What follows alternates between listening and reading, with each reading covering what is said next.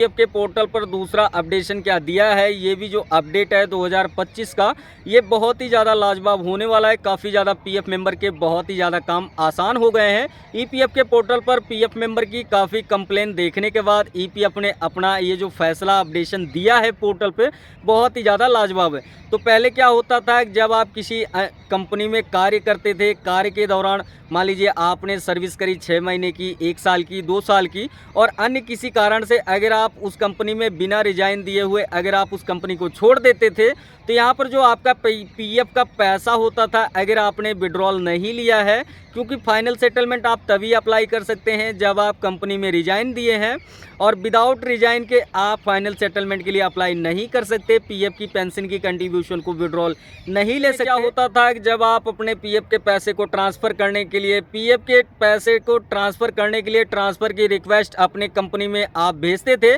तो पहले क्या होता था, पहले का जो नियम है पीएफ के पैसे ट्रांसफ़र करने का, वो मैं पहले आपको बारीकी से समझा देता हूँ कि जब आप पीएफ ट्रांसफ़र की रिक्वेस्ट सबमिट करते थे, तो वो रिक्वेस्ट आपके एम्प्लॉयर के पास जाती थी, और अगर आपने बिना रिजाइन किए हुए कंपनी को छोड़ दिया है, तो कई बार ऐसा होता था कि एम्प्लॉयर उसकी जो पीएफ ट्रांसफ़र की रिक्वेस्ट है उसको एक्सेप्ट नहीं करता था, और कई बार 6 महीने, 1 साल ऐसे निकल जाते थे और आपका ईपीएफ का जो पैसा है वो ट्रांसफ़र नहीं हो पाता। ये था कि जब आप पीएफ ट्रांसफ़र की रिक्वेस्ट आप सबमिट करते थे ईपीएफ के पोर्टल पे, तो वो रिक्वेस्ट आपके एम्प्लॉयर के पास जाता था जिस कंपनी में आप कार्यरत हैं, तो उस कंपनी में के पीएफ के पैसे ट्रांसफ़र करने की रिक्वेस्ट जाती थी। तो कई बार ऐसा होता था कि एम्प्लॉयर ने जो पैसे ट्रांसफ़र करने की रिक्वेस्ट है उसे एक्सेप्ट नहीं करता था, उसे रिसीव नहीं करता था, जिसके कारण ईपीएफओ के ऑफिस में आपके पीएफ के पैसे ट्रांसफ़र करने की रिक्वेस्ट पहुंचने में काफ़ी ज़्यादा लंबा समय लग जाता था। मेरे वीडियो के अंडर सेक्शन में काफ़ी ऐसे कमेंट आए हैं कि सर हमने पीएफ ट्रांसफ़र करने की रिक्वेस्ट डाली है, और जबकि यहाँ पर हमारे साथ 6 महीना हो चुका है, अभी भी कंपनी अप्रूव नहीं कर रही, जिसके कारण हम अपने पीएफ के पैसे को, अपने पास्ट वाले पीएफ के पैसे को अपने प्रेजेंट मेंबर आईडी में ऐड नहीं कर पा रहे हैं। तो यहाँ पर ये जो ईपीएफ ने देखकर, कई कंपनी के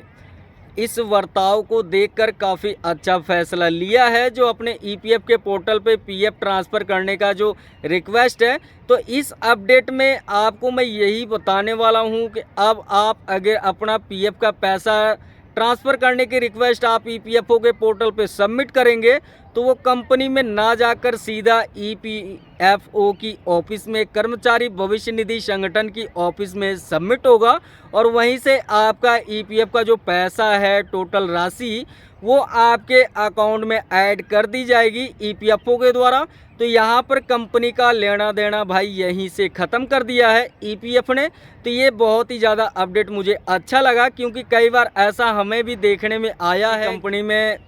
पीएफ ट्रांसफ़र करने की रिक्वेस्ट भेजता हूँ, तो वहाँ पर हमें 1 week, 2 week, 1 month, 2 month, 3 month भी लग जाते हैं, कंपनी अप्रूव्ड नहीं करती थी, जिसके कारण हम अपने पीएफ के पैसे को, जो हमारा पहले का पैसा है, नए वाले मेंबर आईडी में नहीं ऐड कर पाते थे। अब इस अपडेट में ईपीएफओ ने साफ मना कर दिया कि अब आप जब भी पीएफ ट्रांसफ़र करने की रिक्वेस्ट आप सबमिट करेंगे, तो वो सीधा ईपीएफओ के ऑफिस में सबमिट होगी, ना कि आपके एम्प्लॉयर के पास अप्रूवल लेने के लिए जाएगी। तो यहाँ पर ये जो महत्वपूर्ण अपडेट है, बहुत ही ज़्यादा अच्छा लगा। आपको ये अपडेशन कैसा लगा कमेंट सेक्शन में ज़रूर बताइएगा। हम मिलते हैं अपने नेक्स्ट वीडियो में, तब तक के लिए जय हिंद,